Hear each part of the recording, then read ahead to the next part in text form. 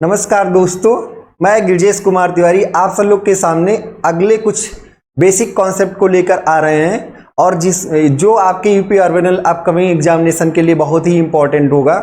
और जो आज हम डिस्कस करने वाले हैं ये आपके 14 जुलाई को आपका इसरो का भी पेपर है। एडमिट कार्ड आपके मेल पर आ गया होगा, तो आप सब लोग उसको डाउनलोड कर लें, उसके अकॉर्डिंग अपना रिजर्वेशन करा लें। और ये अपकमिंग आपके इसरो के एग्जामिनेशन के लिए भी उतना ही इम्पोर्टेंट होगा। हाँ, इसके इम्पोर्टेंस को, एप्लीकेशंस को हम डिस्कस करेंगे, तो उससे आप जान पाएंगे कि क्या हम कहाँ कहाँ इसको यूज कर सकते हैं। आज हम इंटीग्रेशन के बारे में आपके सामने डिस्कस करेंगे। तो इंटीग्रेशन क्या बताता है, किस जगह पर हम क्या सिग्निफिकेंस ले सकते हैं। जैसे हमें मान लीजिए कि वर्क निकालना है, तो किस ग्राफ का किस एक्सिस पर एरिया और क्यों ये हमें आपको समझना पड़ेगा। तो पहले हम बेसिक इंटीग्रेशन से शुरू करते हैं कि इंटीग्रेशन होता क्या है। ठीक है, इंटीग्रेशन का बेसिक मीनिंग ही है कि जोड़ना। इंटीग्रेट करने का मतलब क्या होता है, जोड़ना। तो अगर हमें ये पता है कि y और x, सबसे पहले ग्राफ बनाने का पहला स्टेप आप x और y एक्सिस बनाएं। y और x के बीच में कोई भी एक ग्राफ है, कोई जनरल ग्राफ है, ये एक्सपोनेंशियल भी हो सकता है, पॉलिनोमियल भी हो सकता है, साइन या कॉस फंक्शन भी हो सकता है। तो कोई एक जनरल ग्राफ है, इससे हम क्या समझ पा रहे हैं कि x के बदलने पर y में क्या वेरिएशन है। किसी एक पॉइंट पर किसी एक पॉइंट x पर y का मान आप इस ग्राफ से बता सकते हैं और इसका कोऑर्डिनेट क्या होगा, x, y। क्या इस ग्राफ से आप कह सकते हैं कि हर समय x के बदलने पर y बदल रहा है? हाँ, बिल्कुल बदल रहा है। आप देख सकते हैं अगले किसी और x पर y का मान कुछ और होगा। हाँ, किसी भी x पर y को आप इजीली निकाल सकते हैं। ठीक है, लेकिन अगर हमें x के वेरिएशन के साथ y और x के बीच में इंटीग्रेट कर दे, तो उसका मीनिंग क्या है, उसका बेसिक मीनिंग क्या है।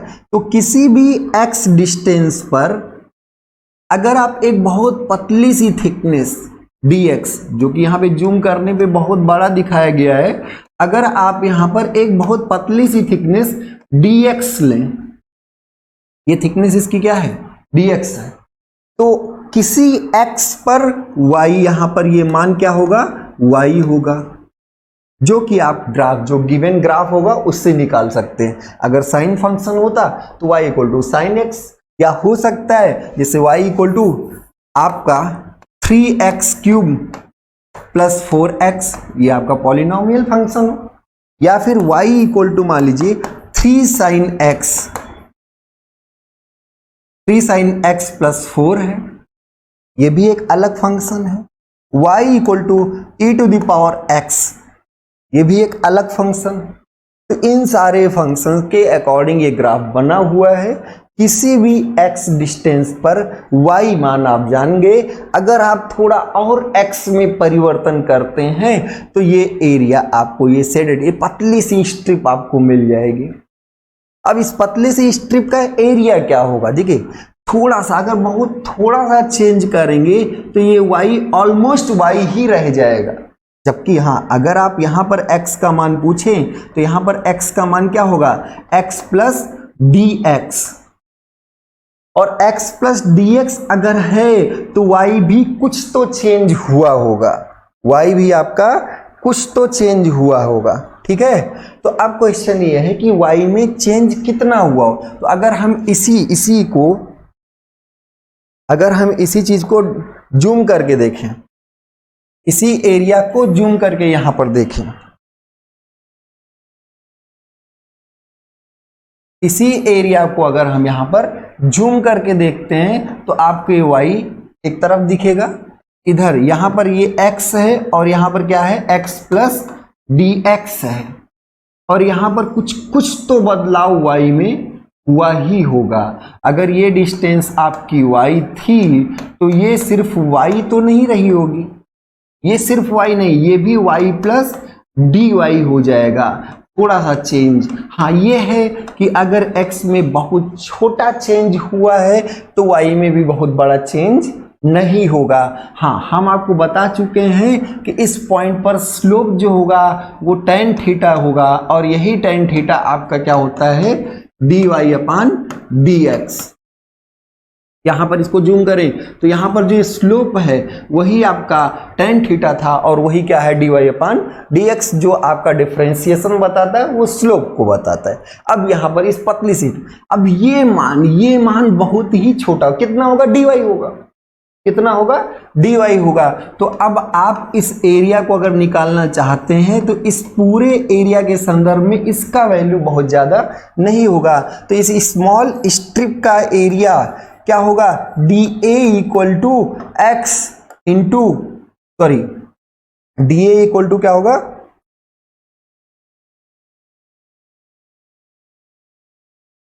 अब इस पतले से स्ट्रिप का एरिया क्या होगा, ये आपका y है और ये आपका dx है और ये एक रेक्टेंगल बन रहा है, एक आयत बन रहा है, तो आयत का एरिया क्या होगा लंबाई गुणे चौड़ाई।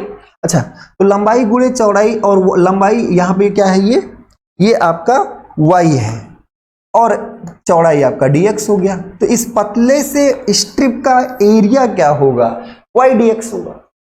इस पतले से इस जी रिबन आपने काटा, पतला सा रिबन काट लिया, उसका एरिया यहां जूम करके देखे तो उसका एरिया क्या है y इंटू dx है। अब अगर कोई पूछे कि नहीं भैया हमें यहां से लेकर यहां तक के बीच, यहां से लेकर यहां तक के बीच का पूरा एरिया चाहिए, ये पूरा एरिया आपको चाहिए, वो यहां से यहां ये कौन बताएगा, ये x बताएगा, यहां पर x1 और यहां पर x2। तो अगर हमें पूरा एरिया चाहिए तो ऐसे ही हमें पतले पतले बहुत ढेर सारे स्ट्रिप्स को काटना पड़ेगा, एक और पतला सा, एक और पतला सा, और इन सबको काटने के बाद इन सबका हम इंडिविजुअल छोटा छोटा एरिया निकाल सकते हैं और उन एरिया को जोड़ेंगे कहां से कहां तक, x1 से x2 तक, तो हमें क्या मिल जाएगा मतलब हमें एरिया मिल जाएगा, टोटल इसके नीचे का एरिया मिल जाएगा। अभी एरिया क्या होगा, एरिया क्या होगा एक्स वाई ग्राफ का एक्स एक्सिस पर एरिया, एक्स वाई ग्राफ का एक्स एक्सिस पर जो प्रोजेक्शन है उसका एरिया। अगर हम वाई एक्सिस पर निकालें तो उसका मान कुछ और होगा। तो यहां से अगर हम बात करें कि ये एरिया कितना होगा तो आप कहेंगे कि स्मॉल एरिया जो होता है सर वो आपका आया वाई डी एक्स, एक छोटे से टुकड़े का एरिया। टोटल एरिया के लिए आपको क्या करना पड़ेगा, इंटीग्रेट करना पड़ेगा, और टोटल एरिया के लिए आप जब इंटीग्रेट करेंगे तो ये dA हो जाएगा और ये क्या हो जाएगा y dx, और dA यही तो आप a निकालना चाहते थे। ये टोटल एरिया कहां से कहां तक, x1 से x2 तक, तो ये आपका क्या आएगा y dx। अब ये जो टर्म, ये जो सिंबल है, ये क्या बता रहा है, ये सिंबल ही इंटीग्रेशन है और ये क्या बता रहा है y और x के ग्राफ का x एक्सिस पर एरिया, ये सिंबल आपको बता रहा है। ठीक है, तो ध्यान रखिएगा, इंटीग्रेशन एरिया को बताता है और डिफरेंशिएशन स्लोप को बताता है। इंटीग्रेशन कहां से कहां तक वो लिमिट डिसाइड करेगी। ठीक है, तो इंटीग्रेशन का फिजिकल सिग्निफिकेंस है कि एरिया बताए आपको। अब किसका एरिया, तो जिसके जिसके बीच का ये ग्राफ होगा उसका एरिया। तो हमें ये समझना है कि ये जो हम ग्राफ, अब कई जगहों पर आपको ग्राफ समझ आता है जिसका आप इंटीग्रेशन निकालते हैं और इंटीग्रेशन से कुछ उसका फिजिकल सिग्निफिकेंस निकाल पाते हैं। तो हम सब लोग जानने की कोशिश करेंगे। देखिए यहाँ सीखना बहुत जरूरी, रट नहीं पाओगे, कितना रटोगे। एक कॉन्सेप्ट को हर एक सब्जेक्ट में कहां कहां यूटिलाइज कर सकते हैं, बहुत इंपॉर्टेंट है। तो आप सब लोग अच्छे से बैठ के सीखिए और समझिए कि क्या क्या होता है। अब मान लीजिए कुछ स्टैंडर्ड फार्मूले जो आपके यहाँ पे बेसिक्स में रिक्वायर्ड होंगे, जो आपको करने हैं, याद कर लेने हैं। ठीक है, तो इंटीग्रेशन बेसिकली एरिया, अगर आपका एक्स वाई जो है वो x to the power n है, n आपका 1 2 3 4 कुछ भी, 0 है तो कांस्टेंट होगा, 0 है तो कांस्टेंट होगा। तो अगर आपका x to the power n है और इसको आप x के साथ डिफरेंशिएट इंटीग्रेट करते हैं तो ये आएगा x to the power n+1 upon n+1।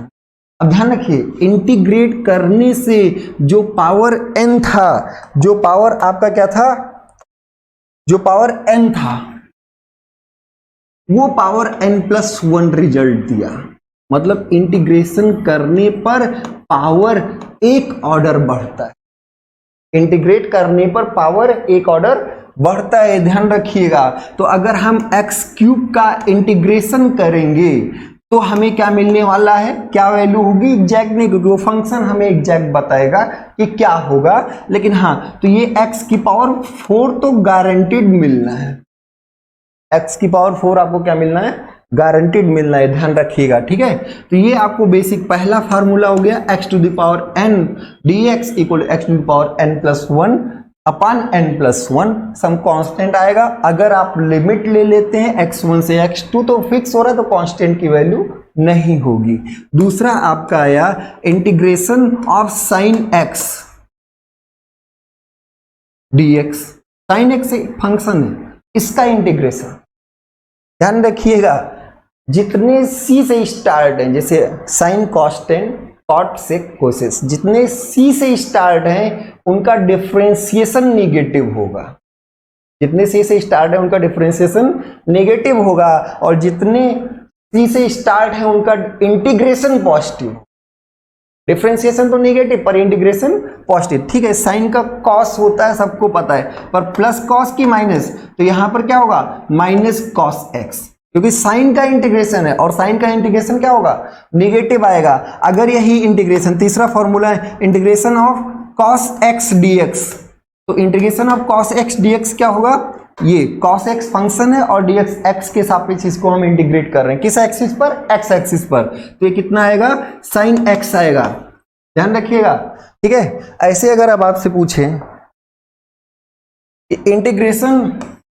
Integration just reverse होता है, आपका स्लोप तोड़ तोड़ के निकाला जाता है और इंटीग्रेशन जोड़ जोड़ के। तो दूसरा आपका आया इंटीग्रेशन 1/x dx, तो ये क्या होगा, लॉग, वो भी कौन सा, natural log x।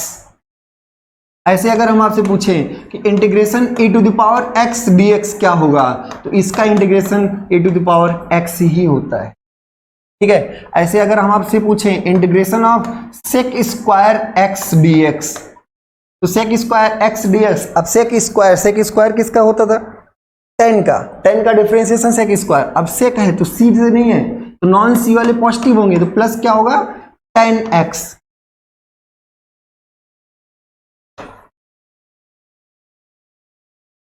Sine cos tan cot sec cosec, cot sec cosec, इसमें कॉस कॉट और कोसेक, इनका डिफरेंशिएशन नेगेटिव, पर इंटीग्रेशन इन्हीं का अगर हम पूछें तो इंटीग्रेशन क्या होगा, पॉजिटिव, ध्यान रखिएगा, ठीक है। तो ये बेसिक फॉर्मूले थे। बेसिक सिग्निफिकेंस क्या था, इंटीग्रेशन आपको एरिया बताता है, अगर आप लिमिट रख देते हैं तो किसी एक पॉइंट से दूसरे पॉइंट पर किसी एक पर्टिकुलर एक्सिस पर एरिया बताता है। क्यों, ये बड़ा इंपॉर्टेंट बात ये है कि मान लीजिए कि कोई एक ग्राफ है, स्ट्रेट लाइन ही मान लेते हैं, स्ट्रेट लाइन का स्लोप क्या होगा, कांस्टेंट, स्ट्रेट लाइन का स्लोप क्या होगा, कांस्टेंट, ठीक है। तो अब इस सिचुएशन में अगर हम एक्स एक्सिस पर एरिया निकालें तो ये वाला होगा, लेकिन यही अगर हम वाई एक्सिस पर एरिया निकालें तो वाई एक्सिस पर ये एरिया होगा, बात समझ में आई। तो ये आपका ये एरिया होगा इंटीग्रेशन y dx, छोटा टुकड़ा छोटा फीता कहाँ काटा गया, x एक्सिस पर काटा गया, और ये एरिया जो आपका होगा ये एरिया होगा इंटीग्रेशन x dy। यहां पर आप सब लोग यहां पर जो एरिया लेंगे वो ऐसे डी क्या करेंगे, y डिस्टेंस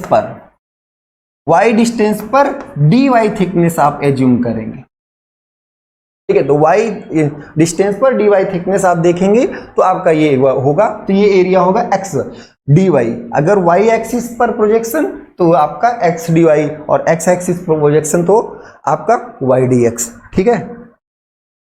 अब इसके कुछ एप्लीकेशंस, इंपॉर्टेंट एप्लीकेशंस देख लेते हैं। मान लीजिए कि आपका मैकेनिक्स में देखना है, मैकेनिक्स सबकी जान है, पूरी मैकेनिकल इंजीनियरिंग और सिविल इंजीनियरिंग की यही जान है, ठीक है। तो मैकेनिक्स में पहला खूब क्वेश्चन आता है कि वर्क डन क्या होता है। तो भैया वर्क डन, अगर छोटा सा वर्क डन आपसे पूछे तो आप कहेंगे sir F into D x, force और डिस्प्लेसमेंट का गुणनफल। किधर डिस्प्लेसमेंट, फोर्स और डिस्प्लेसमेंट का फोर्स के अलोंग डिस्प्लेसमेंट का गुणनफल, फोर्स के अलोंग। तो अगर आपसे हम पूछा जाए कि एक ब्लॉक है, एक टुकड़ा है, इस पर F फोर्स लगा दिया गया और ये इसी फोर्स के डायरेक्शन में कहीं x dx डिस्टेंस आगे चला गया, ये कितना चला गया dx, तो आपको F फोर्स लगाने से अगर ये dx डिस्टेंस आगे गया तो कितना कार्य किया गया होगा। इसलिए ध्यान रखिए कार्य बड़ा इंपॉर्टेंट है, बल लगाना नहीं। बल तो बहुत लोग दीवार गिरा देंगे, क्या दीवार गिराने से कोई फायदा है क्या? नहीं, हमें कभी हो सकता है कि दीवार गिरा, लेकिन दीवार जब गिराना होगा तो डिस्प्लेसमेंट जरूर होगा। जब तक कोई डिस्प्लेसमेंट नहीं तब तक कोई कार्य नहीं। इसलिए जो मशीन्स बनाई जाती है, तो मशीन वर्ड, मशीन किसी काम के लिए, चारा काटने वाली मशीन मान लो, सिलाई मशीन मान लो, तो अगर मशीन आया तो आपको कुछ ना कुछ उससे कार्य लेना है। कार्य लेने का मतलब कि बल तो लगाएंगे, विस्थापन भी चाहिए। विस्थापन मतलब रिलेटिव मोशन भी चाहिए, हमें मोशन जरूर चाहिए। वही ब्रिज है तो ब्रिज कोई कार्य नहीं करता, वो बस केवल कि ढेर सारे लोड को सहने के लिए होता है। छत कोई कार्य नहीं करता। अगर रिलेटिव मोशन नहीं हुआ, अगर डिस्प्लेसमेंट नहीं हुआ, बल की दिशा में कोई डिस्प्लेसमेंट नहीं हुआ तो कार्य नहीं होगा। अब क्वेश्चन की F बल लगाए और dx डिस्प्लेस हो गया, वर्क डन कितना होगा F इंटू डी एक्स। लेकिन कहा नहीं, x1 से x2 एक ब्लॉक था जिसको हमने ढकेल दिया कहीं से, सिविल लाइन से मान लीजिए दारागंज पहुंच गया, तो कहीं भी अगर ढकेल दिए तो कार्य किए, डिस्प्लेसमेंट हुआ। डिस्प्लेसमेंट क्या है इस पे बहुत डिटेल में हम सब लोग चर्चा करेंगे, लेकिन हाँ डिस्प्लेसमेंट अभी बल की दिशा में जो भी आपका शॉर्टेस्ट डिस्टेंस होगा वही आपका डिस्प्लेसमेंट कहलाएगा। किसके बीच? फाइनल और इनिशियल पॉइंट के बीच। तो अगर हमें, कोई जरूरी नहीं है भाई हर जगह बल हमने कोई कांस्टेंट लगाया हो, ऐसा जरूरी नहीं है। तो अगर हमें बल, जो लगाया गया बल है और जो विस्थापन है उसके बीच का ग्राफ पता हो, जैसे मान लीजिए कभी कोई दे दिया जाता है कि F इक्वल टू के एक्स स्क्वायर, मतलब इस तरह बल लगा रहे हैं कि डिस्प्लेसमेंट का ये फंक्शन है, के कोई कांस्टेंट मान लीजिए, तो के एक्स स्क्वायर है तो ऐसा कोई ग्राफ बनेगा, पैराबोलिक होगा, ठीक है। ये आपका पैराबोलिक, वो नेचर कैसे डिसाइड करेगा? के का मान भी डिसाइड करेगा, नेचर ऊपर होगा कि नीचे होगा, बशर्ते मान लीजिए ये ग्राफ है। तो क्या आपका डिस्प्लेसमेंट कांस्टेंट है? नहीं, डिस्प्लेसमेंट हर समय बदल रहा है। क्या उसके सापेक्ष बल भी बदल रहा है? तो ये क्वेश्चन अगर कोई आए कि भैया 5 न्यूटन का बल लगाए और 2 मीटर वो सरक गया, कितना कार्य होगा? तो 10 जूल होगा, क्या दिक्कत है? 5 और उसका डिस्प्लेसमेंट गुणा कर दे, पर नहीं, ऐसे क्वेश्चन नहीं आने वाले। अब आपको ये समझना है कि बल और विस्थापन के साथ बल बदल रहा है, विस्थापन के साथ फोर्स आपका चेंज हो रहा है। तो आपको फिर यहां पर समझना पड़ेगा कि कैसे हम वर्क डन निकालें। तो वर्क डन क्या होगा? आप छोटा सा अगर मान लीजिए कि किसी एक डिस्प्लेसमेंट पर देखें, तो डिस्प्लेसमेंट, किसी एक डिस्प्लेसमेंट पर आपने देखा तो ये एरिया आपको क्या देगा? F इंटू डी एक्स देगा, क्योंकि ये मान इधर, ये मान क्या है? F है, ये मान F है, तो ये आपको क्या देगा?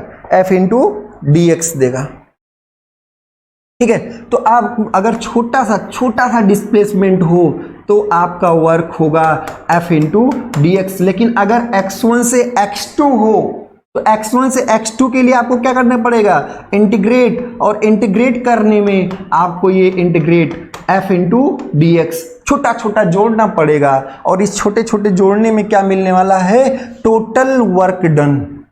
तो टोटल वर्क डन क्या आ जाएगा? Integration F into D x, कहां से? कहीं से, x1 से x2 तक। अब इसको कैसे बोल सकते हैं भैया? फोर्स डिस्प्लेसमेंट डायग्राम, किसके किसके बीच ग्राफ? फोर्स डिस्प्लेसमेंट डायग्राम का डिस्प्लेसमेंट किस एक्सिस पर? आपके किस एक्सिस पर? तो डिस्प्लेसमेंट एक्सिस पर। फोर्स डिस्प्लेसमेंट डायग्राम का डिस्प्लेसमेंट एक्सिस पर एरिया, जहां भी आपको बल और विस्थापन का कर्व दिया हो, तो आप हमेशा बल और विस्थापन के कर्व का विस्थापन एक्सिस पर एरिया जो भी होगा वो इस किसी एक पर्टिकुलर विस्थापन से दूसरे विस्थापन के बीच का किया गया कार्य होगा। फोर्स डिस्प्लेसमेंट डायग्राम का डिस्प्लेसमेंट एक्सिस पर एरिया क्या देता है? Work done. तो क्या होगा? Area under the curve. कौन सा भैया curve? Area under the curve. कौन सा curve? Between F and x. F and x, इतने से काम नहीं चलेगा। एरिया दो हो सकता है, एफ एक्सिस पर कि एक्स एक्सिस पर। Between F and x on x axis. X क्या है? डिस्प्लेसमेंट है। तो डिस्प्लेसमेंट एक्सिस पर फोर्स डिस्प्लेसमेंट डायग्राम का जो एरिया होगा वही वर्क डन होगा। अब ये फोर्स आपको यहाँ पे अगर kx स्क्वायर दिया था तो आप इसको पुट करेंगे, इंटीग्रेट कर देंगे। अगर यही आपका स्प्रिंग होता तो ये आपका kx होता। फोर्स जो होता है वो kx होता है और k क्या है? स्टिफनेस होती है स्प्रिंग की, तो वो आप रख देंगे। तो जब भी आपको फोर्स डिस्प्लेसमेंट डायग्राम हो तो उसका एरिया आप इजीली निकाल के बता सकते हैं। ठीक है, समझ में आया? वर्क कहां से निकालेंगे? तो एक सीधा सीधा अगर फोर्स और विस्थापन दिया है कि भैया 10 न्यूटन का बल लगाने से विस्थापन कुछ हो जाता है, 5 मीटर, 7 मीटर, 6 मीटर, किलोमीटर, कुछ भी हो जाता है, तो उसको हम डायरेक्ट गुणा करके भी बता सकते हैं। और अगर वो कर्व की ऐसा बल लगाया जा रहा है कि जो एक्स के साथ ऐसा ग्राफ है, तो फोर्स विस्थापन, फोर्स डिस्प्लेसमेंट डायग्राम का डिस्प्लेसमेंट एक्सिस पर जो एरिया होगा वो आपको क्या देगा? वर्क डन देगा। ठीक है, तो अगला हम सब लोग देखते हैं, और भी एप्लीकेशंस देखते हैं। अब मान लीजिए यही था y और x के बीच का ग्राफ था, कोई एक ऐसा। ठीक है, अब कोई पूछे कि x के बदलने पर y बदल रहा है। हाँ भैया, x1 से x2 जब आपका ये बदल रहा है तो y का मान भी कुछ बदल रहा है और बीच बीच में अलग अलग पॉइंट्स पर अलग अलग। अब कोई पूछे अच्छा ये बताओ ऑन एन एवरेज y कितना है? यार y हर जगह x से बदलने पर बदल जा रहा है, तो एवरेज y कितना है? अच्छा आप बताइए, अगर यहां पर कहीं एवरेज होता, मतलब हमने मान लिया चलो भाई ऑन एन एवरेज 7 है, 8 है, 10 है, कुछ भी है, हर जगह बदल रहा है वो उस पर बड़ा दिक्कत हो रहा है। लेकिन अगर ऑन एन एवरेज बात करें तो हमने मान लिया कि y बार जो है एवरेज है, ये हर जगह बदल रहा है। तो अगर आपसे पूछा है कि एवरेज यहां x1 से लेकर x2 के बीच में एवरेज ये है तो निकालोगे कैसे? तो एवरेज अगर ये है तो इसके एवरेज से जो एरिया आए, एवरेज से जो एरिया आए वही एरिया आपका क्या होना चाहिए? इस कर्व के टोटल एरिया के बराबर होना चाहिए। तब तो हम कहेंगे कि ऑन एन एवरेज इतना रहे और चाहे हर समय क्या हो, बदल रहा हो। अभी ऑन एन एवरेज चाहे इतना रहे चाहे बदल रहा हो, ओवरऑल आपको पता चल जाए। तो अब ये मान लीजिए एवरेज, तो एवरेज के लिए आप क्या करेंगे? y into D x. D x क्या है? x1 से x2 चेंज, तो dx यहां पर क्या है? x2 minus x1। अगर हम पूरा ले लेते हैं, और ये क्या होगा? इंटीग्रेशन y dx, कहां से कहां तक? x1 से x2। तो अगर हम इसको देखें तो हमारा ये है। अब यहां से अगर हम y बार आपसे पूछे, y बार, तो y बार क्या होगा? y बार मीन्स क्या है? एवरेज y, किसी का एवरेज मान जो हर क्षण बदल रहा है, x के साथ अगर बदल रहा है तो हम उसको इंटीग्रेट कर देंगे, और इंटीग्रेट करने के बाद इसको हम इंटीग्रेट कर देंगे। इंटीग्रेशन में ये मान कितना आएगा? इंटीग्रेशन y dx, ये टोटल एरिया है, और बदलाव क्या है, तो dx इंटीग्रेशन एक्चुअल में ऐसे dx होना चाहिए कि छोटे छोटे टुकड़ों को आप ऐड किए, ये है। और यहां से कहां तक, x1 से x2 तक, और ये होगा x1 से x2 तक। तो मीन का फार्मूला निकल के आता है। मीन कैसे निकालेंगे, टोटल एरिया निकाल लीजिए और एक मीन एरिया निकाल लीजिए और टोटल लेंथ से। तो किसी आयत का क्षेत्रफल y इंटू dx, तो यहां से हम कह सकते हैं कि y bar equal to integration y dx, और ये चेंज इन dx जो कि क्या होगा x2 माइनस कहां से, x1 से x2 तक। तो ये आपका मीन निकालने का होता है फॉर्मूला, ध्यान रखिएगा। मीन आपका इजीली निकल जाएगा, ये भी आपका इंटीग्रेशन का एप्लीकेशन है। तो अगर कोई आपसे एक सिंपल पूछे, बड़ा आसान क्वेश्चन है कि y equal to sine x है, y और x, y equal to sine x, ये ग्राफ हो और आगे बढ़ेगा। हर ये एक साइक्लिक ग्राफ होता है, तो ये आगे और भी बढ़ेगा। तो y इक्वल टू x आपका ये कोई ग्राफ है, और ये कहां तक, अब 0 डिग्री पर 0, उसके बाद 180 पर भी 0, 90 पर साइन का, अगर ये y, अब जैसे ग्राफ बनाए कैसे होंगे, कोई x लिए होंगे, x equal to 0, y equal to 0 हो गया कि y इक्वल टू क्या है साइन x, तो साइन 0 0।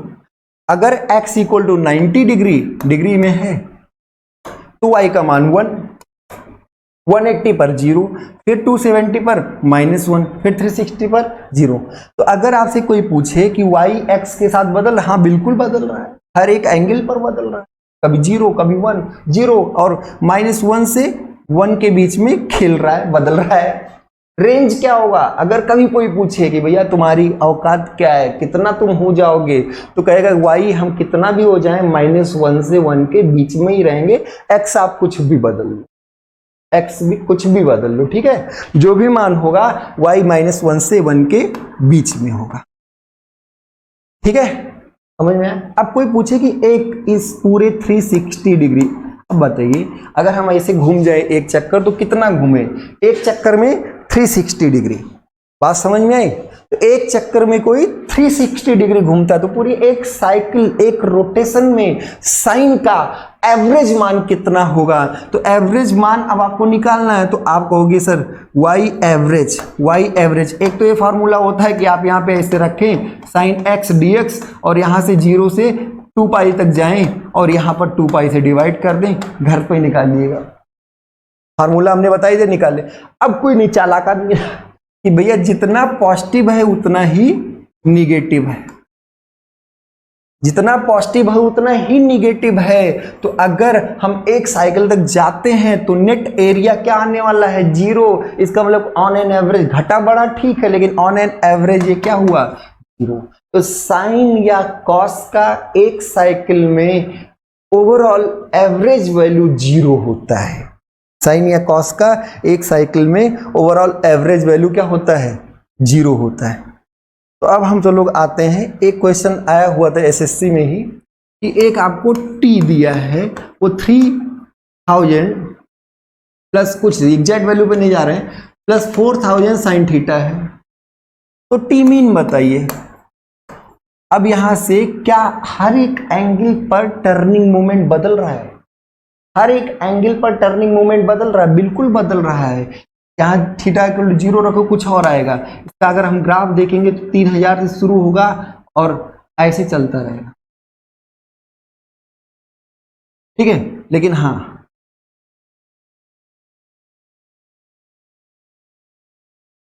ये आप अगर इसका ग्राफ ही बनाएंगे तो ग्राफ आपका एग्जैक्ट ग्राफ पर हम जा रहे हैं, ग्राफ आपका आएगा 3000 से तो शुरू होगा क्योंकि साइन 0 0 होगा, तो 3000 ये मान होगा, यहाँ से ये 0, और ये एक समय ऐसे 3000 बढ़ते बढ़ते बढ़ते बढ़ते, यहाँ कौन है टर्निंग मोमेंट, यहाँ कौन है थीटा, अलग अलग मान रखिए। साइन 90 पर ये 7000 हो जाएगा, ये आपका साइन 90 पर क्या हो जाएगा 7000, और जैसे ही आपका फिर इसके बाद फिर 3000 180 पर 0, और जब आप फिर और आगे बढ़ेंगे तो ये -1000 भी आएगा, क्योंकि इसका मैक्सिमम मान कितना है, साइन थीटा का मैक्सिमम मान यहाँ पे -1 तो ये -4000। तो जब आपका ये -1 होगा मतलब 270 डिग्री पर जब आपका -1 होगा उस समय इसका मान ओवरऑल -1000। अच्छा मैक्सिमम मान कितना होगा 7000 इसका। अब इसमें टर्निंग मोमेंट हमें क्लियर है कि हर एक एंगल पर बदल रहा है, 7000 से -1000 के बीच में बदल रहा है। अब कोई पूछे कि नहीं मीन बताओ, बदल रहा है तो मीन बताओ, तो इनका मीन क्या होने वाला है, एक साइकिल में 0, 2 साइकिल में भी 0 हो जाएगा। और कांस्टेंट का मान, कांस्टेंट वैल्यू का मान मीन भी जब कोई बदल ही नहीं रहा है तो उसका आप क्या करोगे, मीन भी वही होगा। तो ओवरऑल मीन आपका क्या आएगा 3000 न्यूटन मीटर, जो भी अगर ये न्यूटन मीटर दिया था तो यहां पे आप डायरेक्टली भी बता सकते हैं कि साइन या कॉस अगर फंक्शन है तो आपका साइन कॉस फंक्शन के केस में ये मान एक साइकिल में 0 होगा और कांस्टेंट वैल्यू का मान, कांस्टेंट वैल्यू का एवरेज वैल्यू भी सेम ही होता है। अब 5 का 50,000 बार अगर जोड़ के एवरेज निकालो तो 5 ही आएगा। अगर कोई डाटा कांस्टेंट है 5 तो उसका अगर हम आपसे कहें कि मीन बताओ, तो अगर कोई कांस्टेंट वैल्यू है x और y के बीच में एक कांस्टेंट y कांस्टेंट, तो मीन में आप एक्चुअल एरिया में भी वही एरिया मिलेगी और मीन के लिए भी वही एरिया, तो मीन में भी वही, तो आपका ये मीन मान भी वही होगा। कांस्टेंट का एवरेज मान उसी के बराबर होता है। ठीक है, तो यहां से आप निकाल सकते हैं, ये एप्लीकेशंस में मिल गया आपको। नेक्स्ट स्प्रिंग एनर्जी अगर निकालनी हो, जैसे मान लीजिए F और X के बीच का ग्राफ दिया है, F equal to KX, F equal to KX क्या ऐसे ही होगा? हाँ बिल्कुल सर, F और X के बीच ऐसे, तो F इक्वल टू KX ऐसे कैसे सर? X और F के बीच का ग्राफ बनाना है आपको मूल बिंदु से। ये अगर हम देखें तो y इक्वल टू mx है, c नहीं है, कोई भी x एक्सिस पर अंतःखंड नहीं, y एक्सिस पर कोई भी अंतःखंड नहीं होगा, तो मूल बिंदु से जाएगा, ओरिजिन से होकर जाएगा। ग्राफ बनाने में पहला स्टेप एक्सिस बनाए तो ओरिजिन डिसाइड हुआ, ओरिजिन से होकर जाएगा। अब कोई कहा कि अगर हमने एक्स डिस्प्लेस करा दिया तो टोटल वर्क बताओ कितना हुआ, उस स्प्रिंग के अंदर एनर्जी कितनी स्टोर हुई, तो आप इसी का एरिया बता दो। और ये एरिया अगर ये एक्स है तो ये भी के एक्स है, ये मान आपका क्या होगा, एक्स का मान रखो के एक्स है, और अगर ये के एक्स वन मान लो तो ये आपका के एक्स वन है। अगर ये x1 मान लेते हैं तो ये आपका क्या है, f इक्वल टू के x1, ये मान आपका के x1, तो भैया इसका एरिया क्या होगा, इसका एरिया होगा 1/2। अरे हमें त्रिभुज है भाई, तो त्रिभुज क्या होगा, हाफ के x1 इंटू x1, आधार और ऊंचाई का आधा, और यहां से आ जाएगा हाफ के x1 स्क्वायर।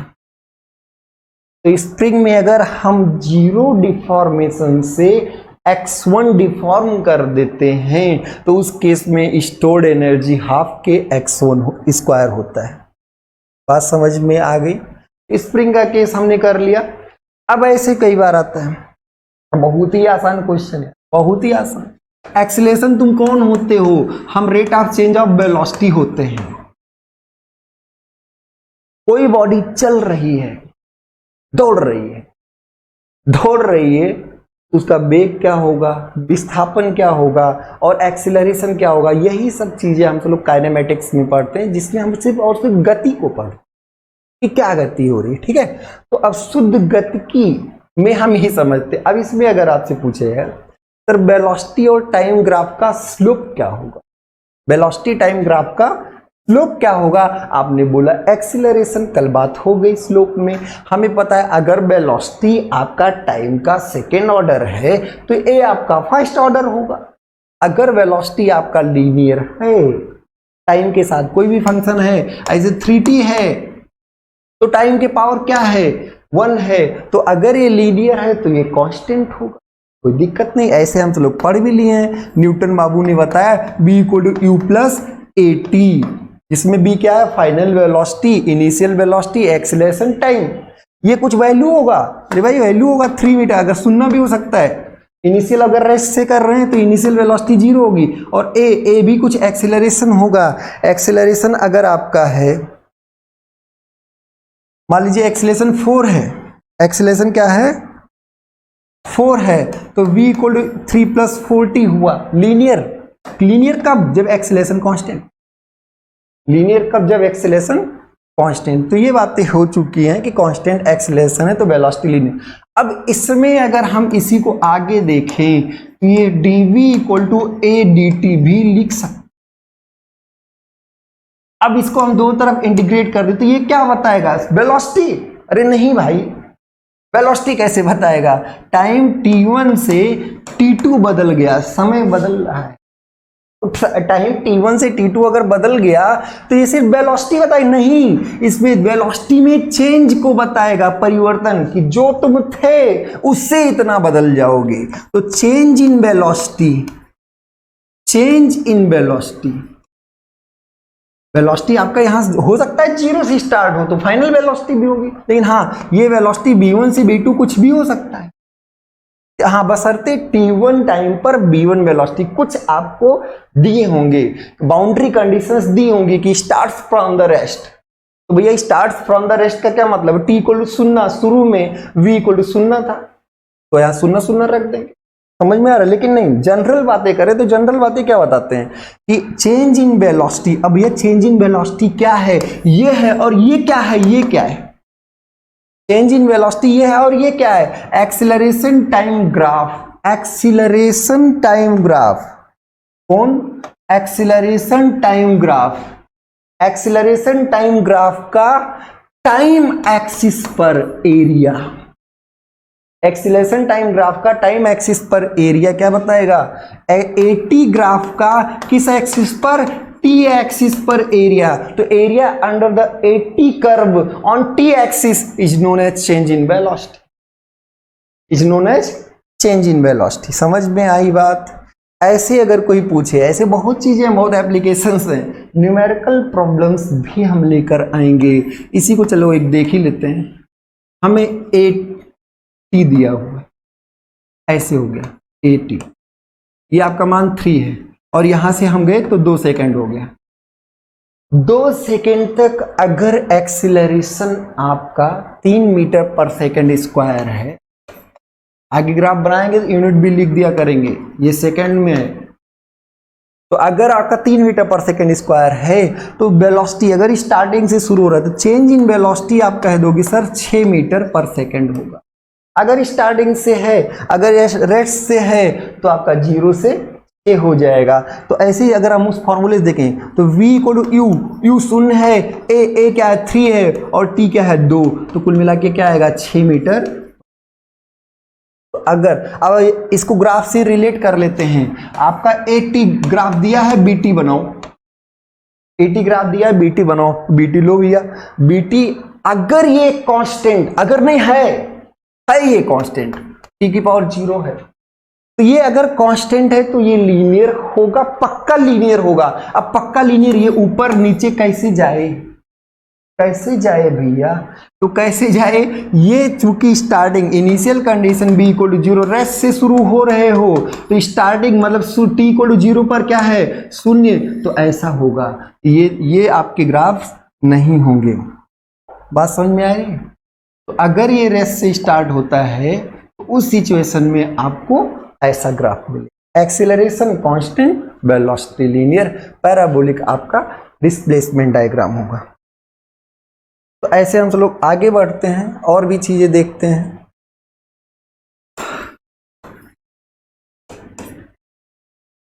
वेलोसिटी, वेलोसिटी क्या है? Rate of change of displacement. Velocity क्या है? Rate of change of displacement. तो क्या हम change in displacement velocity into time, ऐसे दोनों तरफ जोड़ो इंटीग्रेशन करो। चेंज इन डिस्प्लेसमेंट क्या होगा? वेलोसिटी टाइम ग्राफ का किस एक्सिस पर? टी एक्सिस पर area. Velocity time BT graph का टाइम एक्सिस पर एरिया डिस्प्लेसमेंट नहीं देता, चेंज इन डिस्प्लेसमेंट बताता है।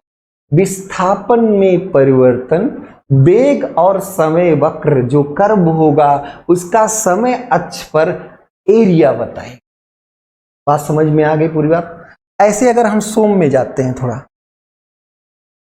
मैकेनिक्स के क्वेश्चंस आप सब लोग कराएंगे, हम लेके आएंगे। सेंट्रॉइड में भी आप यही देखेंगे कि x बार होता है integration x dA upon total area, वही एवरेज बात भाई, हम x dA निकाल रहे हैं, a टोटल एरिया से इधर इसको मल्टीप्लाई, तो एवरेज बात जो एवरेज निकाल रहे हैं जैसे वैसे x बार सेंट्रॉइड के केस में, और ये क्या होगा y dA upon a।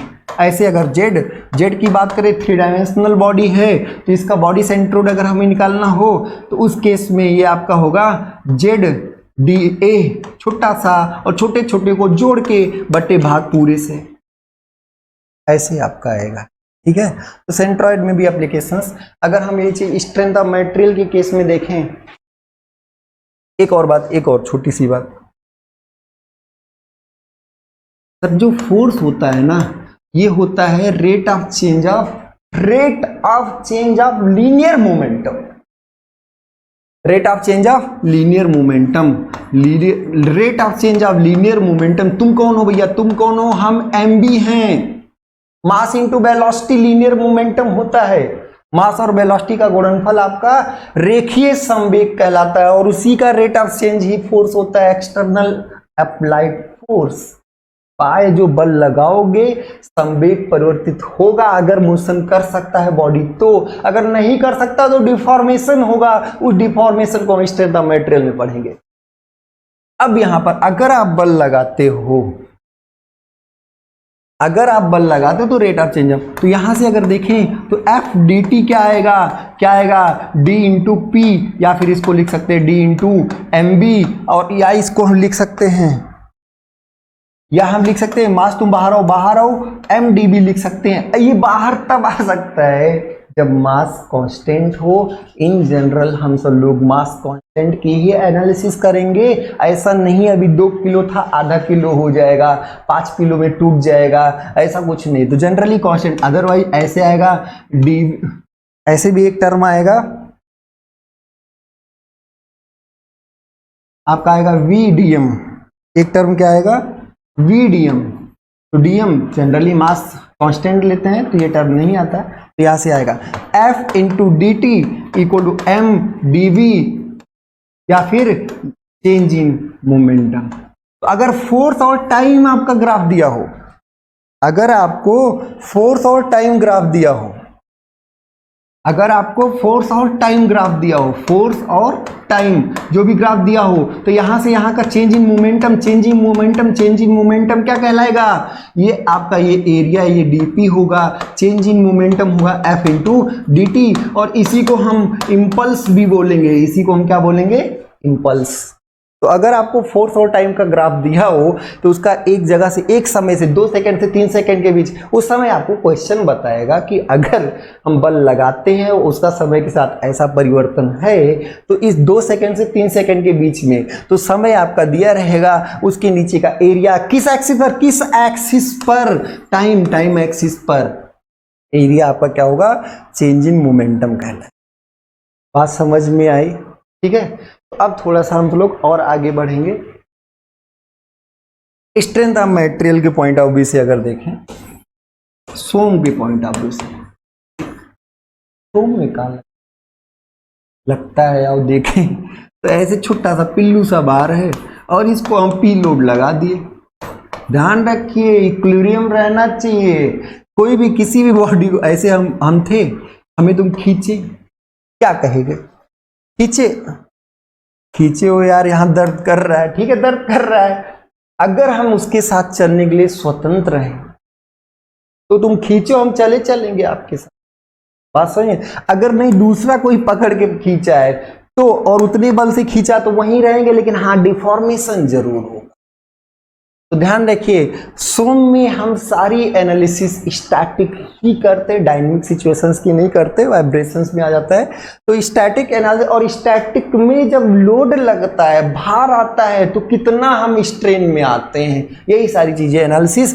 Strain ज्यादा ना हो, स्ट्रेस ज्यादा ना हो, उसके लिए मोटा बनाएं पतला बनाएं, क्या करना है वो डिजाइन कॉन्सेप्ट में आ जाता है थोड़ा सा।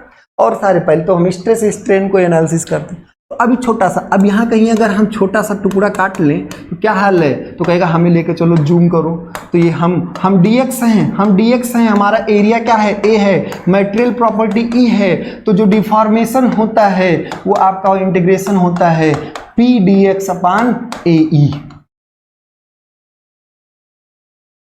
तो अगर लोड और डिफॉर्मेशन का आपको ग्राफ पता और a कांस्टेंट हो, बशर्ते क्या हो, a कांस्टेंट हो, तो आपको ये ध्यान रखना है, अगर ये आपका डेल्टा इक्वल टू होता है deformation p into D X upon A E, अगर अब कभी क्या होता है टेपर बार आ गया, लुक अब लगा रहे हैं, क्या ए तुम बदल रहे हो, हाँ भैया हर जगह बदल रहे हैं, तब ए कांस्टेंट नहीं होगा, हर जगह ए बदल रहा है, हर जगह बदल रहा है, यहाँ से डायमीटर कुछ और है, वहाँ डायमीटर कुछ और है, तब नहीं। लेकिन अगर आपका कांस्टेंट है, अगर एरिया कांस्टेंट, तो हमें बाहर ले चलो, कहाँ इन सब में रखे हो, तो हम यहाँ से लिख सकते हैं P और AE, और यहाँ से क्या बचेगा dx, और ये फिर क्या आ जाएगा PL अपान AE। तो अगर कांस्टेंट एरिया हो, अगर कांस्टेंट एरिया हो और लोड और डिफ्लेक्शन डायग्राम दिया हो, लोड डिफॉर्मेशन डायग्राम दिया हो, तो आप PL अपन ए, इसके एरिया, ये आपका एक्चुअल में ऐसे लिख सकते हैं डिफॉर्मेशन इक्वल कांस्टेंट एरिया के केस में, एरिया बदल रहा है तब नहीं, तो ये आएगा integration into p dx। Constant A क्या है, ये बहुत इंपॉर्टेंट, ए क्या है, कांस्टेंट है, ए आपका कांस्टेंट है, ये ध्यान रखिएगा। ऐसे अगर हम देखें और आगे बढ़ते हैं, अगर स्ट्रेस स्ट्रेन डायग्राम अगर हमें लोड और डिफ्लेक्शन डायग्राम दिया हो, तो हमें लोड डिफ्लेक्शन डायग्राम दिया हो, तो ये बीच की क्या कहलाएगी, ये एरिया, तो ये एनर्जी, क्योंकि वर्क डन, जितना काम उतना एनर्जी, जितना दबाओगे उतना अंदर रख लेंगे, और जैसे जाओगे अगर हमारी क्षमता तो दे देंगे, रिलीज भी कर देंगे, वो सब बातें। तो स्ट्रेन एनर्जी आपकी क्या आएगी, स्ट्रेन एनर्जी आपकी आती है force deflection diagram, force deflection diagram का किस एक्सिस पर, फोर्स डिफ्लेक्शन डायग्राम का डिफ्लेक्शन एक्सिस पर एरिया स्ट्रेन एनर्जी होता है, ठीक है। तो स्ट्रेन एनर्जी होता है, ध्यान रखिएगा कब, जब फोर्स डिफ्लेक्शन डायग्राम हो। अब हम तो लोग फिर आगे बढ़ते हैं, कल एक बात हम बताना भूल गए थे, स्ट्रेस स्ट्रेन डायग्राम नीचे पढ़े, कोई उसको रोकना चाह रहा है, अगर मूड बना, अगर आप कोई है रोकने वाला, तो मामला रुक जाएगा, नहीं दौड़ेंगे तुम्हारे साथ, तो दौड़ेंगे मैकेनिक्स में पढ़ेंगे, रुकेंगे तो सोम में पढ़ेंगे। तो ये आपका ऐसे गया और कुछ ऐसे, फिर ऐसे ऐसे ऐसे, पहले लीनियर जाएंगे, इलास्टिक कौन है, अपर ही लोअर, फिर बाद में स्ट्रेन हार्डनिंग का पोजीशन, फिर आ गई स्ट्रेन हार्डनिंग, और उसके बाद मैक्सिमम। और ये आपका ट्रू नहीं है भाई, यहाँ पर पहुंचते ही हम खुद ही पतले हो जाएंगे, एक्चुअल स्ट्रेस तो और बढ़ रहा होता है, लेकिन इंजीनियरिंग स्ट्रेस स्ट्रेन डायग्राम, इस केस में कल एक टर्म बताना भूल गए कि इसका स्लोप मतलब अगर कोई आपको दिया हो डी सिग्मा पान डी एप्सिलॉन, डी सिग्मा कौन हो भाई, स्ट्रेस स्ट्रेन डायग्राम का स्लोप, तो स्ट्रेस स्ट्रेन डायग्राम का स्लोप वो भी इलास्टिक रीजन की बात होगी, ये नहीं यहाँ निकाल के यहाँ स्लोप जीरो हो सकता है भाई, नहीं, इलास्टिक रीजन में या शुरुआती दौर में जब तक प्रोपोर्शनल है, स्ट्रेस स्ट्रेन डायग्राम का स्लोप जो होगा, स्ट्रेस स्ट्रेन डायग्राम का आपका स्लोप, यही आपका क्या कहलाता है, यंग्स मॉडुलस कहलाता है। स्ट्रेस स्ट्रेन डायग्राम का कहीं भी लेके जाओ, टच करके ऐसे लाइन निकाल लो और उसका एंगल निकाल लो, तो स्ट्रेस स्ट्रेन डायग्राम का स्लोप जो होगा वो क्या होगा, एंग मॉडुलस, और उस जो आप एंगल निकालेंगे उसी का टाइम थीटा, यही स्लोप होगा। मतलब डेरिवेटिव, अगर आपको सिग्मा कोई एक फंक्शन दिया हो, चूंकि लीनियर रिलेशन है, तो सिग्मा इक्वल टू 3 मान लो ऐसे दिया है गीगा पास्कल, ठीक है। अब इस सिचुएशन में ई का मान कितना आएगा, 3 गीगा पास्कल, क्योंकि उसका डिफरेंशिएशन करेंगे तो 3 गीगा पास्कल। कुल मिला जुला के slope of stress strain diagram in elastic region on within proportional limit क्या होगा, इलास्टिक कांस्टेंट होगा, यंग्स मॉडुलस होगा, यही आपका टाउ और गामा, शियर स्ट्रेन और शियर स्ट्रेन के बीच में किया जाए तो d tau upon d gamma, क्या होते हो भाई, तुम क्या होते हो? हम जी होते हैं। हम क्या होते हैं? जी होते हैं। तो ये होगा मॉडुलस ऑफ रिजिडिटी होगा। ठीक है, अगला एक बड़ा इंपॉर्टेंट टॉपिक, बहुत ही इंपॉर्टेंट। लो भैया, स्ट्रेस स्ट्रेन डायग्राम, सारी बातें इलास्टिक लिमिट के अंदर की ही बातें होती हैं। जब तुम लोड करोगे, दबाओगे, खींचोगे, डिफॉर्मेशन होगा, खींचेगा, लंबा चौड़ा होगा, जो होगा देखा जाएगा। यही ग्राफ, इसी प्रॉपर्टी को ही हम लोग यहाँ पर डील कर रहे हैं। इसमें बहुत अंदर की बात है, बहुत चीजें छुपी हुई हैं। क्यों? एक्सपेरिमेंट करके बनाए हैं, एक्सपेरिमेंट किए हैं तो कुछ चीजें बताएंगे ना तुम्हें। तो कुल मिला जुला के ये सब एक्सपेरिमेंटल डाटा है, हर एक के लिए, हर एक मटेरियल के लिए अलग अलग हो जाएगा। ठीक है, तो अलग अलग सबके लिए टेस्ट करेंगे। अभी थोड़ी जिंदगी भर हम ही टेस्ट करेंगे, अरे बहुत लोग करके गए, हमें बता के गए। ठीक है, तो वो इधर पढ़ रहे हैं। चलो भाई, अच्छा तुम्हारे बारे में क्या ख्याल है, देखते हैं क्या बताते हो तुम। आओ, हमें चाहिए एनर्जी, खींचे, हम खींचते गए, अंदर एनर्जी एब्जॉर्ब होती रही। जितना आपको कार्य करने में लगा उतना एब्जॉर्ब भी होता रहा। मौका पाएंगे रिलीज कर देंगे, छोड़ के जाओगे तुरंत भाग जाओ, रिलीज भी कर देंगे। इलास्टिक लिमिट की बात है बेदिन। अब ये आया, चलो कैसे किया जाए। तो सर एनर्जी जो होता है वो फोर्स इनटू डिफ्लेक्शन, ये होता है। लेकिन किसी ने कहा ए से गुणा कर दो, ए से भाग कर दो, कोई दिक्कत नहीं, हमें कोई परेशानी नहीं है। किसी ने कहा एल से गुणा कर दो, एल से भाग कर दो। तो यहां से अगर हम बात करें तो यहां से ये आपका आ जाएगा सिग्मा एफ बाई ए, क्या है? Stress, internal resistive force per unit area, A into L बाद में देखेंगे। और तुम क्या हो? डिफॉर्मेशन हो। ये आपका स्ट्रेन है, डिफॉर्मेशन पर यूनिट लेंथ आपका स्ट्रेन आ गया, ए इंटू एल। तुम ऐसे बैठे रहो।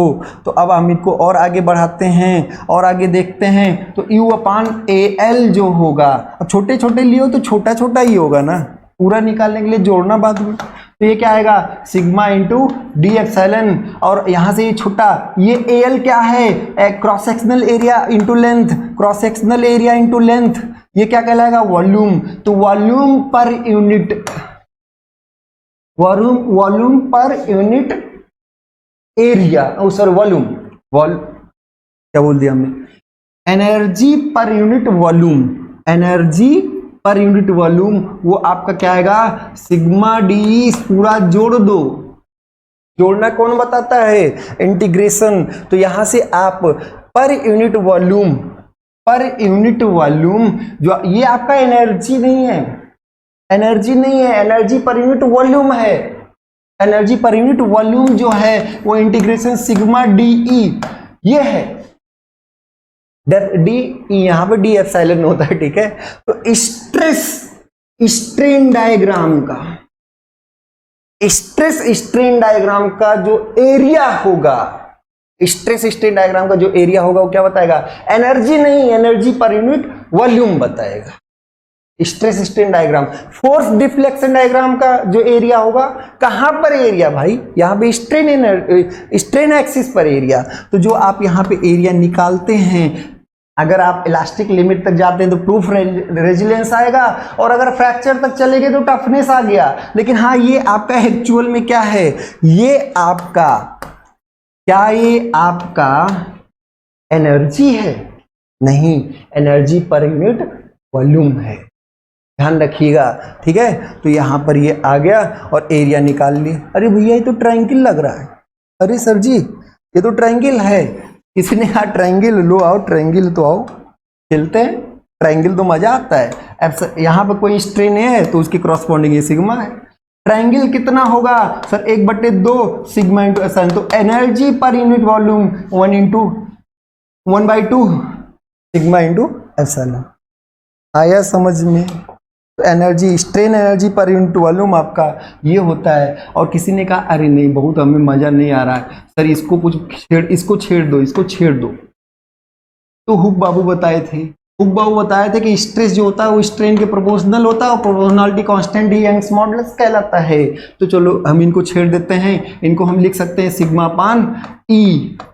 या इनको अगर लिखना हो तो इनको लिख सकते हैं E इंटू एप्सिलॉन। तो energy per unit volume basic formula sigma into epsilon, या फिर अगर इसको पुट कर देंगे तो सिग्मा स्क्वायर अपान 2E, या फिर आपका क्या आ जाएगा, अगर हम देखें तो 1/2 E इंटू एप्सिलॉन स्क्वायर, ई एंग्स मॉडुलस इंटू एप्सिलॉन स्क्वायर। और अगर ऐसे कोई शियर स्ट्रेन एनर्जी पूछे तो shear strain energy tau square, sigma की जगह टाउ, ई की जगह क्या 2G, ई की जगह क्या हो गया 2G, tau square upon 2G। Uniaxial loading की बात चल रही है और ये सब चीजें कहा बाद में बताएंगे। तो E इक्वल टू किसी ने कहा नहीं, E इक्वल टू होता है 2G 1 प्लस न्यू। कौन हो पर्सन रेशियो, न्यू क्या Poisson, E equal to 2G 1 plus nu. तो अगर कोई आपसे शियर स्ट्रेन एनर्जी पूछे तो शियर स्ट्रेन एनर्जी को E के टर्म में भी बता सकते हैं। ये आएगा 2G, तुम कौन हो, G तुम कौन हो, हम हैं E/2 1 प्लस न्यू। तो यहां से आएगा tau square 1 plus new by E। यह है वह यूपी अर्बेनल का क्वेश्चन है। कितना टफ होता है, बहुत ज्यादा टफ नहीं होता, आसान से करना है सब कुछ, घबराना नहीं है, डरना नहीं है, ठीक है। डर गए तो जो डर गया वो मर गया, ठीक है। ये डायलॉग बहुत पहले से पता है लोगों को। अब आते हैं और आगे बढ़ते हैं। एक और बात किए थे हम सब लोग, डेल्टा इक्वल टू PL/AE। क्या बात है, अगर हम इसको लिख दें P equal to AE/L into delta, घबरा गए क्या, नहीं, वही कुछ अरेंजमेंट है, चेला पानी वाला काम है। तो P equal to K delta, और K क्या कहलाता है, स्टिफनेस कहलाता है। K क्या कहलाता है, K क्या कहलाता है, स्टिफनेस कहलाता है। एक्सियल लोडिंग की बात थी, एक्सियल मेंबर था, तो आपका AE/L क्या कहलाएगा, एक्सियल स्टिफनेस, एक्सियल स्टिफनेस, ये आपका क्या कहलाएगा, एक्सियल स्टिफनेस। और अगर इसी में अब कोई पूछे एक्सियल स्टिफनेस किस पर डिपेंड करे, क्रॉस सेक्शनल एरिया, लेंथ और एंग्स मॉडुलस पर, ठीक है। तो ये आपका है एक्सियल स्टिफनेस। ऐसे अगर आपसे कोई पूछे कि GJ/L क्या होगा, तो ये आपका होगा टॉर्सनल स्टिफनेस। GA, E की जगह G, A की जगह पोलर मोमेंट ऑफ इनर्शिया, तो टॉर्सनल स्टिफनेस। बात समझ में आ रही है ना।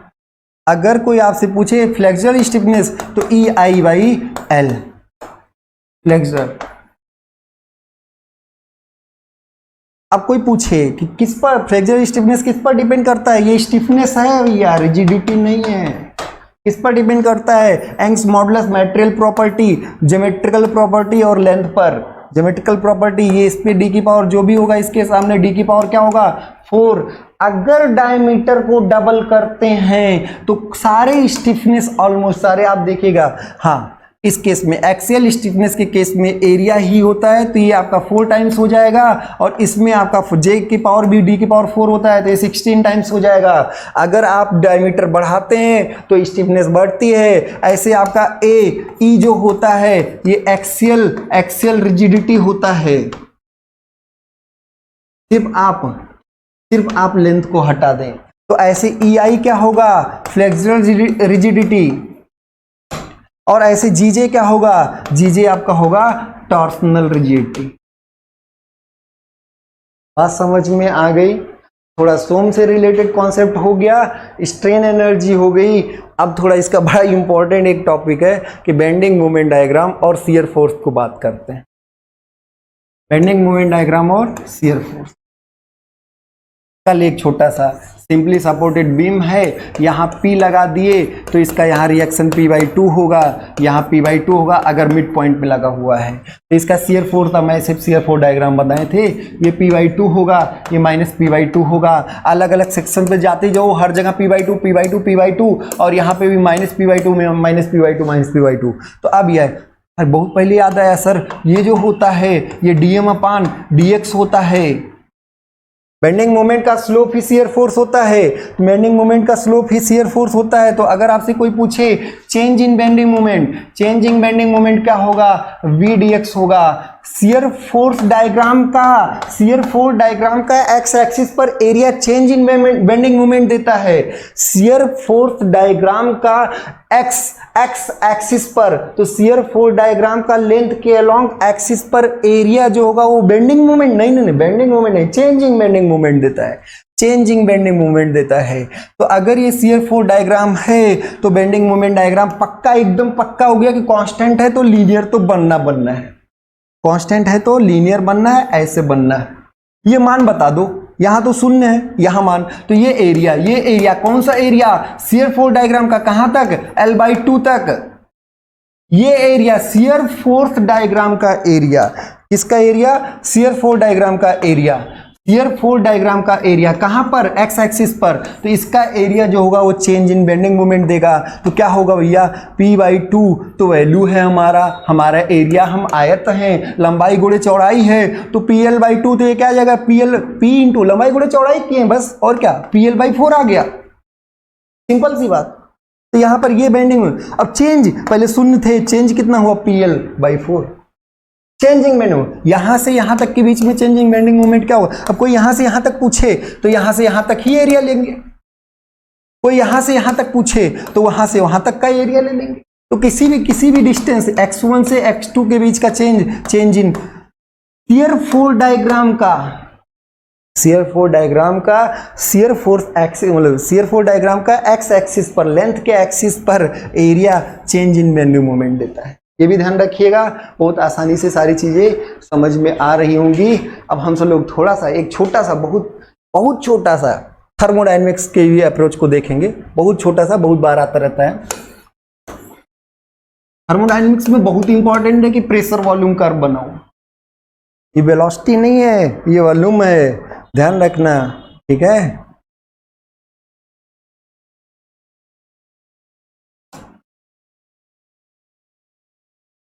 तो ये आपका मान लीजिए, ये वेलोसिटी, प्रेशर और वेलोसिटी के बीच का कर्व ऐसे बना दे। अरे गलत हो गया, ये नहीं हो सकता भाई, ये नहीं हो सकता, ठीक है।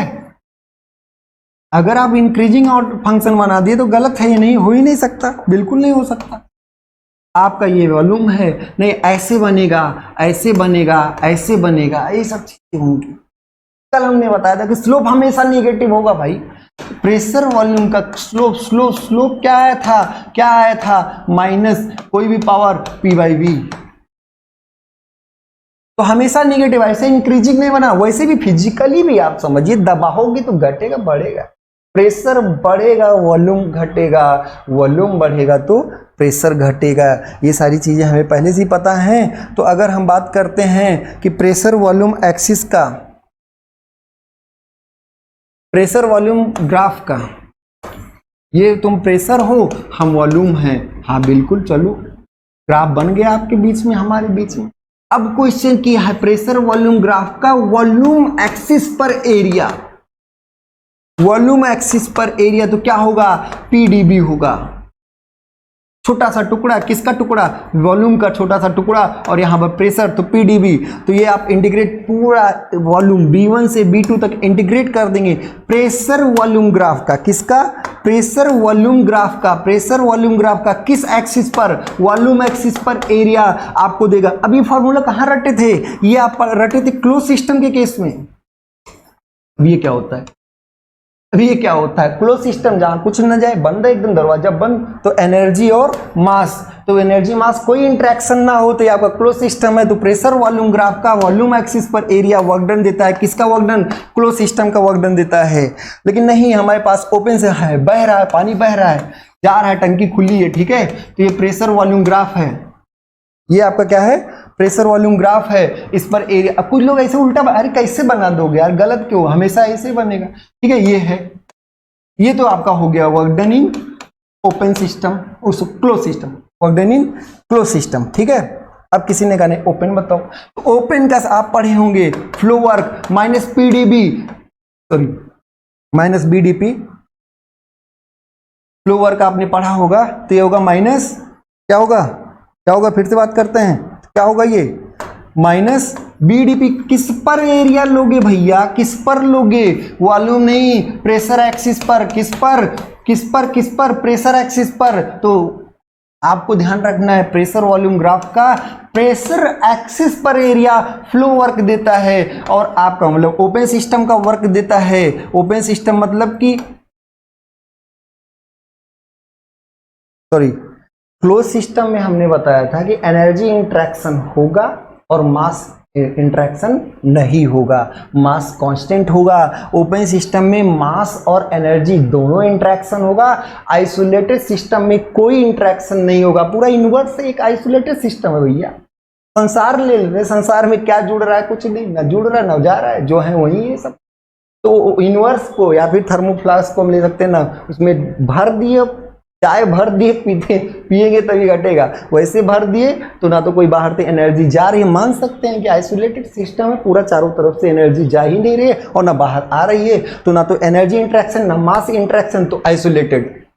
ना एनर्जी ना मास, कौन हो भैया तुम, आइसोलेटेड, अलग थलग पड़े हुए हैं। मास इंटरेक्शन होगा, ओके, और एनर्जी इंटरेक्शन भी होगा, ओके। तो कौन हो तुम, ओपन है, बह रहे हैं। अगर मास इंटरेक्शन नहीं होगा, एनर्जी ओके ठीक है, तो ये कौन है, क्लोज है, क्लोज सिस्टम। क्लोज सिस्टम में आपका वर्क डन जो आता है वो आपका पीडीबी आता है, प्रेशर वॉल्यूम ग्राफ का वॉल्यूम एक्सिस पर एरिया आपका वर्क डन देता है। किस केस में, क्लोज सिस्टम के केस में। जबकि ओपन सिस्टम के केस में, पंप के केस में पढ़ोगे जैसे आप फार्मूले बहुत डर जाते हैं एकदम, क्या डरने की बात है।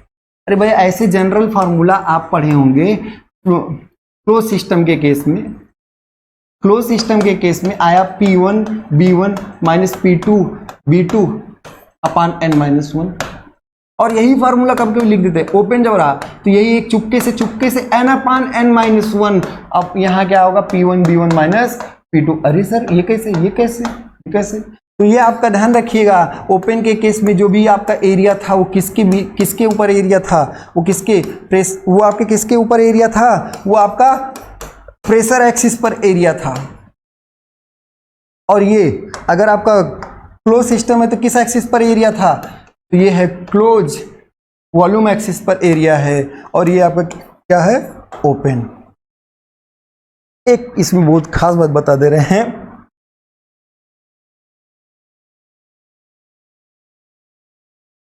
बहुत ही खास बात, बहुत ही इंपॉर्टेंट, ध्यान रखिएगा।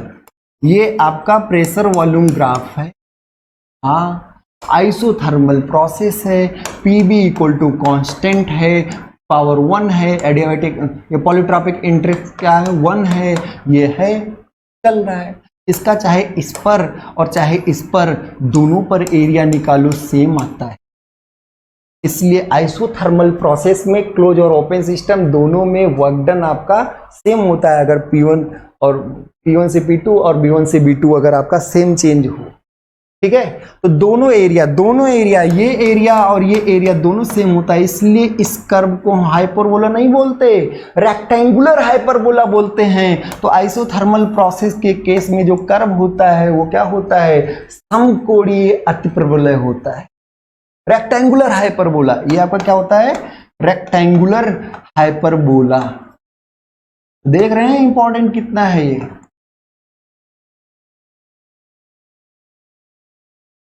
हर जगह हर एक सब्जेक्ट में आपका एप्लीकेशंस मिलेंगे, ढेर सारे एप्लीकेशंस मिलेंगे।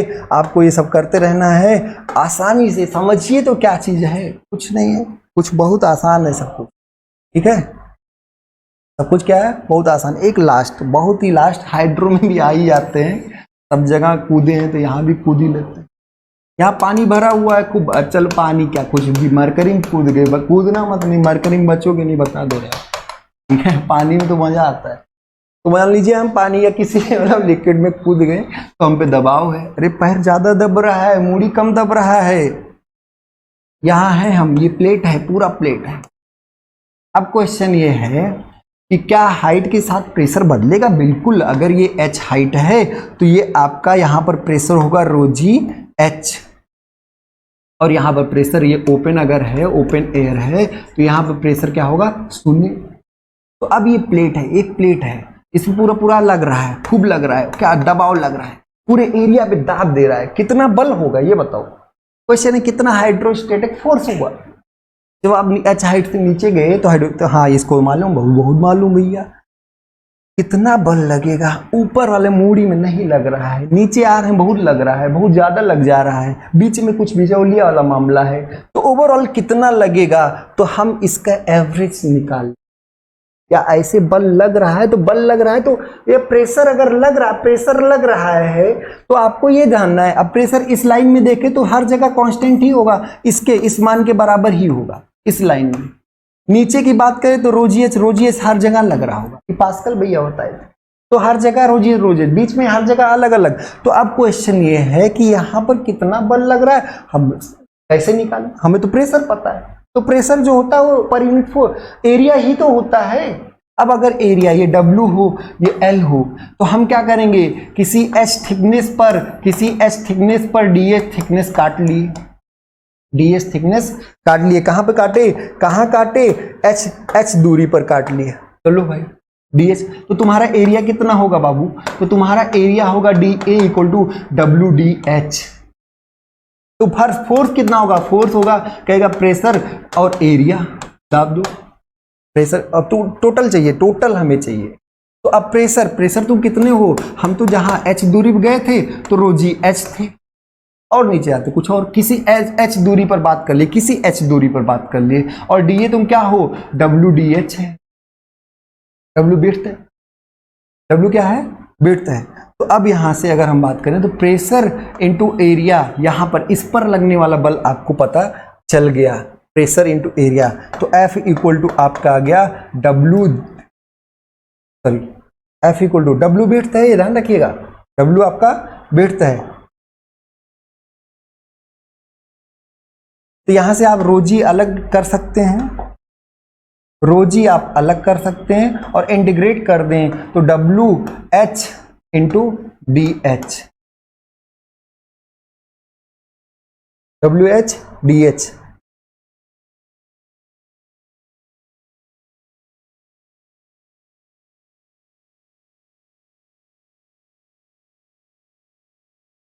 WH इंटू DH, तो ये आपका हो गया किसी डिस्टेंस पर, ठीक है। अब इसको अगर हम देखें तो W into H into DH, तो WDH, तो इसको हम लिख सकते हैं रोजी into W into DH, DA हो जाएगा, तो H DA भी लिख सकते हैं।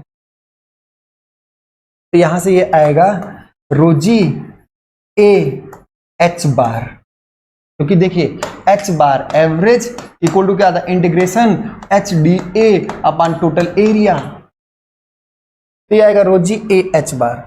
कुल मिला जुला के बात वही है, इंटीग्रेशन से ही आप निकालेंगे, छोटे छोटे टुकड़े निकालेंगे और जोड़ देंगे। तो हमने क्या किया, एक छोटे से एरिया में प्रेशर इनटू एरिया किया, ये छोटा फोर्स है, ये छोटा फोर्स है, टोटल फोर्स के लिए छोटे छोटे फोर्स को जोड़ना पड़ेगा, जोड़ना कौन मतलब इंटीग्रेशन, और इधर भी इंटीग्रेशन। तो F इक्वल टू जो आपका आया फाइनल जो आया F इक्वल टू आया रोजी, तुम रोजी रो, ध्यान रखिए रो और जी कांस्टेंट होना चाहिए तभी इंटीग्रेट होगा।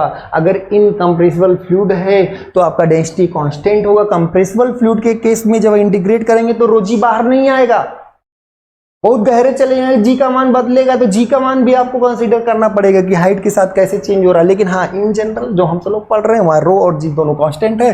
तो रोजी तुम बाहर आ जाओ, रोजी बाहर आ जाए तो अंदर बचे थे HDS जो आपका क्या आया था AH बार। तो यहां से आप कह सकते ए क्या है, इस प्लेट का एरिया ए क्या है W इंटू H। अगर ए की बात करें तो विड्थ इंटू H होगा, हाइट होगी, और H बार आप निकाल लेंगे। और H बार आपका इस केस में ट्रायंगल के केस में क्या होता है 1/3 होता है, कहां से, बड़े वाले से। 1/3 होता है कहां से, बड़े वाले से, और 2/3 होता है 0 से। तो अगर कोई एक ट्रायंगल है, अगर कोई एक ट्रायंगल है तो ट्रायंगल के केस में ऐसे ट्रायंगल बना है, ये हाइट h है तो इसका यहां से होगा, यहां से क्या होगा 2h/3 और यहां से क्या होगा h/3। तो टॉप सरफेस से ही सारी चीज मेजरमेंट हुए हैं, तो यहां पर आपका h बार रहेगा 2h/, ठीक है। समझ में आया, समझ पा रहे हैं कि आप इंटीग्रेशन की क्या इंपॉर्टेंस है, कहाँ कौन सा एरिया निकाल के छोटा छोटा जोड़ के तब आपका एक बड़ा सा कोई एक नया रिजल्ट आता है। ठीक है, तो हम सब लोग और भी बहुत ढेर सारे एप्लीकेशंस है। जैसे थर्मो के केस में एक पॉइंट हमने छोड़ दिया, उसको फिर से ले लेते हैं। अगर आपको टीएस डायग्राम दिया हो, अगर आपको टेम्परेचर और एंट्रोपी के बीच का ग्राफ दिया हो, ठीक है, अलग अलग प्रोसेस हैं, तो अगर इसमें चेंज हो रहा है तो एरिया आप अगर DQ देखे होंगे तो DQ होता है TDS, तो टोटल मतलब इंटीग्रेशन, टोटल मतलब इंटीग्रेशन किसका, टेम्परेचर और एंट्रोपी ग्राफ का, टेम्परेचर और एंट्रोपी ग्राफ का, टेम्परेचर और एंट्रोपी ग्राफ का किस पर टेम्परेचर एंट्रोपी एक्सिस पर, एंट्रोपी एक्सिस पर एरिया ही क्या देता है, हीट इंटरेक्शन। क्या देता है, चेंज इन हीट या हीट इंटरेक्शन के बारे में बताता है। पॉजिटिव आया, नेगेटिव आया, क्या होगा, कैसे होगा, वो सारी चीजें जब आप थर्मो पढ़ेंगे रिवाइज जरूर करिए। एक बात ध्यान रखिए, सारी चीजें हम इस 2 महीने के अंदर सब कुछ नहीं करा पाएंगे। सारी टॉपिक को हम आपके सामने लेके आएंगे जरूर, आप उसको ध्यान देंगे और पढ़ेंगे, क्वेश्चन खुद सॉल्व करेंगे, दबा के सॉल्व करिए। एक सब्जेक्ट पढ़िए, थ्योरी पढ़िए, क्वेश्चन लगाइए, पूरी बुक सॉल्व कर दीजिए। बुक आपके पास कोई ना कोई जरूर होगा। खूब मेहनत करिए, ठीक है, सब लोग खूब मेहनत करिए। आज के लिए इतना ही, बहुत भरपूर हो गया है, ध्यान दीजिएगा, सारी चीजें बहुत ढंग से पढ़िएगा। थोड़ा तेजी में हुआ है तो आपको 2x की स्पीड करने की जरूरत नहीं है। आज के लिए इतना ही, बहुत बहुत धन्यवाद।